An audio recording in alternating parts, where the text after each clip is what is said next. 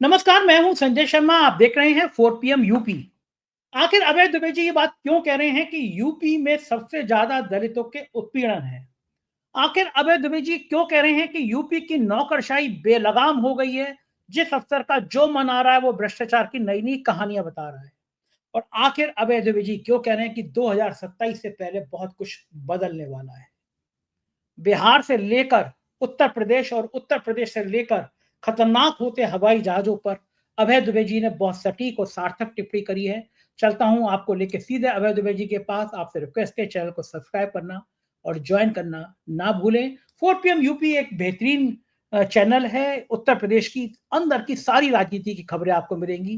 पहले इस चैनल को सब्सक्राइब और ज्वाइन कर लीजिए। चलते हैं अभय दुबे जी के पास। मैं बात उत्तर प्रदेश की करना चाहूंगा। अभय जी प्रमुखता से आज लखीमपुर खीरी में किसान यूरिया खाद मांग रहे थे हम्म। और पुलिस ने बर्बरता पूर्वक लाठीचार्ज कर दिया। हम्म। अखिलेश यादव ने ट्वीट भी किया है कि यह है सरकार का चेहरा। आप हम्म। सोचिए कि इतना आजादी के इतने साल बाद हो गए, 11 साल से बीजेपी की केंद्र में और यूपी में सरकार है। हम्म। खाद मांगने पे लाठियां मारी जा रही हैं, खाद मांगने पे इस तरह किसानों को अपमानित किया जा रहा है। ये लखीमपुर वही है जहाँ पे मंत्री जी, गृह राज्य मंत्री के बेटे ने थार चढ़ा दी थी। ऐसे हम्म। दृश्य क्यों पैदा होते हैं? ये सिस्टम क्यों इतना संवेदनहीन हो जाता है कि किसान खाद मांग रहा है उस पर लाठियां चला दो? देखिए, नरेंद्र मोदी की सरकार और भारतीय जनता पार्टी की सरकारें तो क्लासिकली एंटी पीजेंट, एंटी किसान विरोधी सरकारें हैं। जो किसान आंदोलन नरेंद्र मोदी की सरकार के खिलाफ हुआ था 1 साल तक, वैसा आंदोलन तो आजाद भारत के इतिहास में कभी भी नहीं हुआ। दुनिया में कहीं नहीं हुआ वैसा आंदोलन। ये एक ऐसी सरकार है जिसके खिलाफ भारत के किसानों ने एक ऐसा आंदोलन कर रखा है जो दुनिया में कहीं नहीं हुआ। और उस आंदोलन में किसानों से जो वायदे किए गए थे वो वायदे आज तक पूरे नहीं किए गए। सरकार ने उस आंदोलन से एक ही सबक सीखा है कि किसानों को दिल्ली में नहीं घुसने देना है। दिल्ली में नहीं घुसने देते, तमाम कांटे वांटे सब लगा देते हैं, वहीं पर हरियाणा में रोक दिया जाता है, सब दिल्ली में नहीं घुसने देते। पंजाब से नहीं आगे बढ़ने देते, दिल्ली में नहीं आगे बढ़ने देते। उन्हें दिल्ली में किसान घुसाए तो नाकेबंदी कर देंगे, फिर हम कुछ कर नहीं पाएंगे। इसके अलावा उन्होंने इस आंदोलन से कोई सबक नहीं सीखा। अब तो हालत यह है कि ट्रंप के साथ जो ट्रेड डील हो रही है, उस ट्रेड डील में जो मॉडिफाइड फसलें जो हैं, जीएम फसलें, जीएम क्रॉप्स बोलते हैं इनको, मॉडिफाइड फसलों के उत्पाद जो हैं, उनकी पैदावार वो भारत में आ सकती है। मैं ये नहीं कह रहा हूं आएगी ही आएगी, लेकिन बहुत बड़ी, ट्रंप लगातार इस बात पर जोर दे रहे हैं कि वो आए भारत में। उसके लिए भारत को टैरिफ वैरिफ तमाम उस पर ढीले करने पड़ेंगे।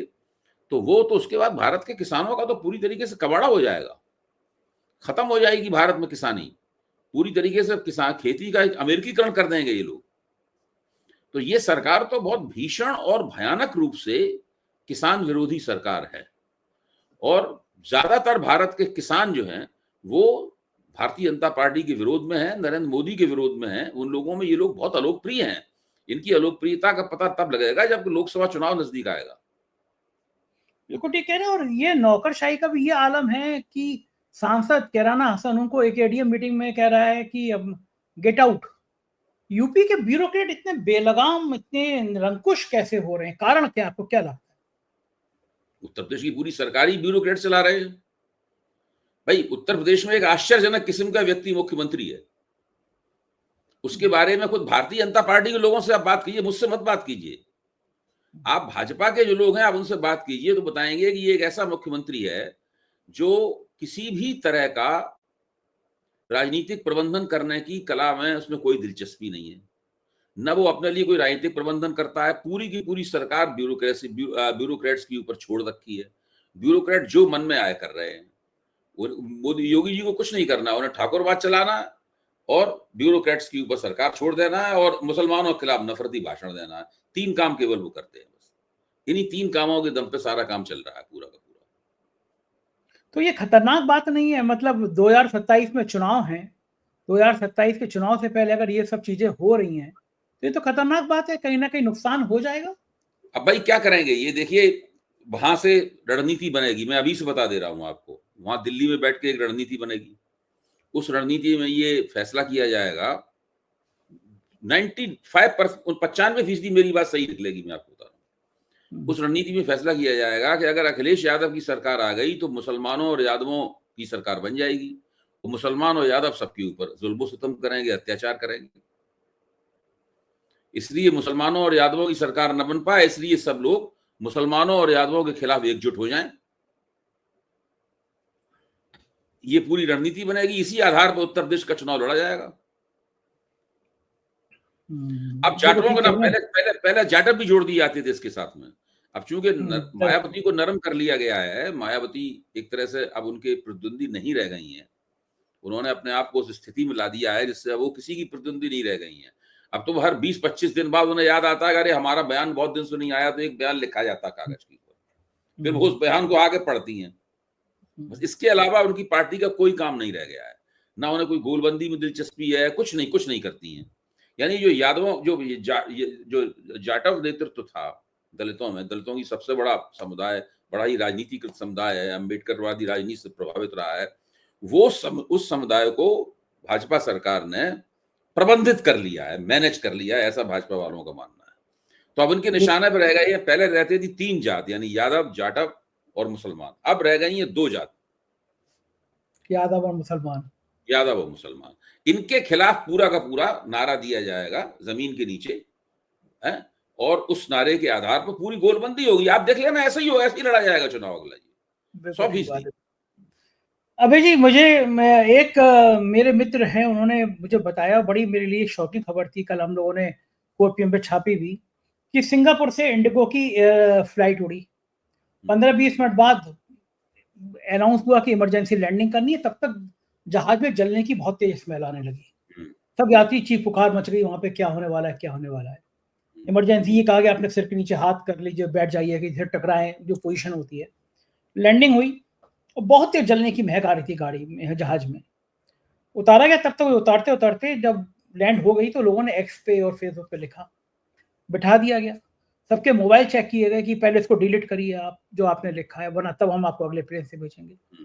अगले दिन उन लोगों को एक साधारण प्लेन से भेजा गया। मजे की बात ये, जिनकी फैमिली ट्रैक कर रही थी जहाज कहाँ पहुंचा, तो उस समय तो वो वापसी में दिखाया गया, लेकिन फिर बाद में पता चला कि उसके ट्रैक को ठीक कर दिया गया, यानी पूरी घटना छुपा ली गई। हम लोगों ने छापा, कल सुबह छापा, कल शाम को फिर गोवा जा रही फ्लाइट के इंडिगो के इंजन फेल हो गए, 70 मिनट जहाज हवा में रहा। लगातार ये घटनाएं जो हो रही हैं, एक एयर इंडिया का प्लेन क्रैश हुआ ही था, और मुझे पता चला ये सब घटनाएं इसलिए छुपाई जा रही है भारत सरकार के इशारे पे कि 2 साल बाद एक बड़ा खेल का आयोजन होना है, तो ये मैसेज ना जाए कि भारत का एयर स्पेस खतरनाक है। इस बीच में वॉल स्ट्रीट जर्नल ने एक लेख लिखा, इसमें लिखा है कैप्टन सुमित सवरवाल, जो एयर इंडिया की फ्लाइट क्रैश हुई थी उसमें उन्होंने इंजन की फ्यूल सप्लाई रोकी थी। भारत सरकार ने इसका खंडन किया है कि उन्हें कैसे पता, लेकिन वॉल स्ट्रीट जर्नल कोई लोकल अखबार नहीं है कि सब्जी लहर पोल खोल दूंगा टाइप का अखबार। वॉल स्ट्रीट ने लिखा है कि सुमित सवरवाल जो कैप्टन थे, उन्होंने फ्यूल रोका था, यानी एक बड़ी साजिश की बू इसमें आ रही है। सरकार ऐसी एयर स्पेस की घटनाएं छुपाती क्यों है? अमिताभ ठाकुर ने एयर इंडिया के खिलाफ FIR लिखाने के लिए मिनिस्टर से लेटर लिखा है और कहा हम कोर्ट जाएंगे, एयर इंडिया के इंडिगो के खिलाफ FIR होनी चाहिए इस बड़ी घटना को छुपाने के लिए। सरकार ऐसी बड़ी घटनाओं को छुपा क्यों रही है? देखिए, मेरा तो मानना यह है कि जो हमारा नागरिक उड्डयन मंत्रालय है, ये पूरी तरीके से ढक्कन हो चुका है। ये कोई भी इस जितना जो उसे काम करना चाहिए वो कोई काम करता नहीं है, और जो विमानों का रखरखाव है, वो रखरखाव भी संकटग्रस्त है। विमान पुराने हो चुके हैं, एयरलाइन जो है वो नए विमान खरीदने में कोई निवेश नहीं, किसी किस्म का निवेश नहीं कर रही हैं, पुराने विमानों को उड़ाया जा रहा है। पायलटों की संख्या कम है, जो सीट और पायलट का जो अनुपात होना चाहिए, वो अनुपात पूरी तरीके से बिगड़ चुका है।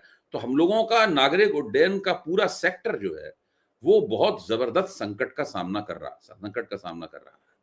इस संकट के सामने और एक बात और है, अगर सरकार आज की तारीख से जुड़ जाए इस संकट को हल करने में, तो भी वो उसे हल करते करते इतना बिगड़ गया है मामला, हल करते करते 6 महीने से 1 साल लग जाएगा।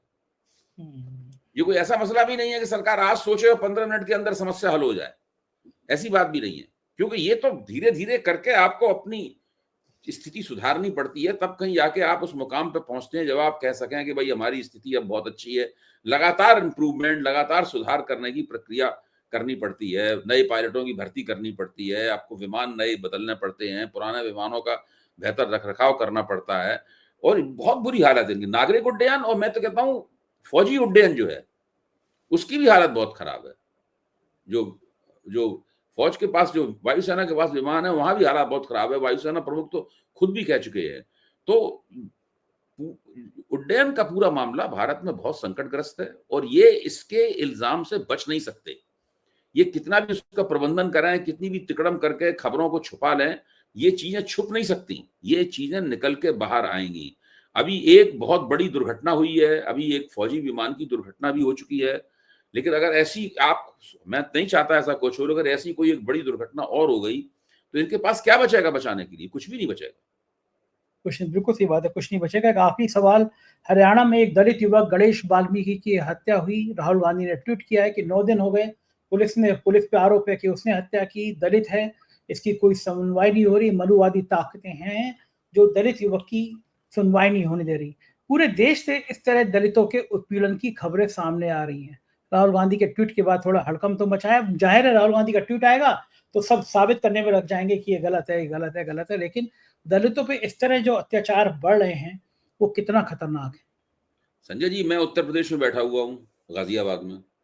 आप लखनऊ में बैठे हुए उत्तर प्रदेश में। अच्छा, उत्तर प्रदेश की आप हरियाणा की बात कर रहे हैं। उत्तर प्रदेश में दलित उत्पीड़न की इस वक्त क्या स्थिति है? मेरा मानना है कि जितनी दलित उत्पीड़न की स्थिति उत्तर प्रदेश में खराब है, मुझे नहीं लगता कि देश के किसी भी प्रांत में खराब होगी। जब उत्तर प्रदेश के अंदर ये स्थिति है दलित उत्पीड़न की, हरियाणा को तो आप छोड़ दीजिए, क्या स्थिति होगी हरियाणा में। हरियाणा में तो पुराना रिकॉर्ड है इस तरीके का।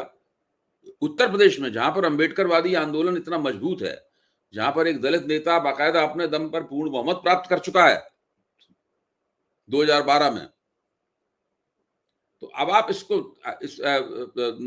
2007 में पूर्ण बहुमत प्राप्त कर चुका है, तो अब उस ऐसी स्थिति में क्या स्थिति होगी? भारतीय जनता पार्टी को दलितों की सुरक्षा में कोई दिलचस्पी नहीं है और ये संदेश दलित समुदाय के पास अच्छी तरीके से जा चुका है। दलित समुदाय जानता है कि ये पार्टी हमारी पार्टी नहीं है, ये ब्राह्मण बनिया पार्टी थी, बीच में भ्रम पैदा हुआ था, आज भी ये ब्राह्मण बनिया पार्टी है। ये संदेश हरियाणा में भी दलितों के पास जा चुका है, उत्तर प्रदेश में भी दलितों के पास जा चुका है और दूसरी जगहों पर भी दलितों के पास ये संदेश जा चुका है। इसका खामियाजा भारतीय जनता पार्टी को चुनाव के मोर्चे पे उठाना पड़ेगा। बिल्कुल ठीक कह रहे हैं, ये बहुत खतरनाक स्थिति है, उसका नुकसान उठाना पड़ेगा। बहुत बहुत शुक्रिया अभय जी, आपने हमसे बात की, थैंक यू। ये थे अभय दुबे जी, उत्तर प्रदेश की राजनीति और देश की राजनीति पे बहुत सटीक और सार्थक टिप्पणी करी। आपके प्यार भरे कमेंट का मुझे इंतजार है, मैसेज करिए कि आपने सब्सक्राइब और ज्वाइन कर लिया है। शुक्रिया, थैंक यू।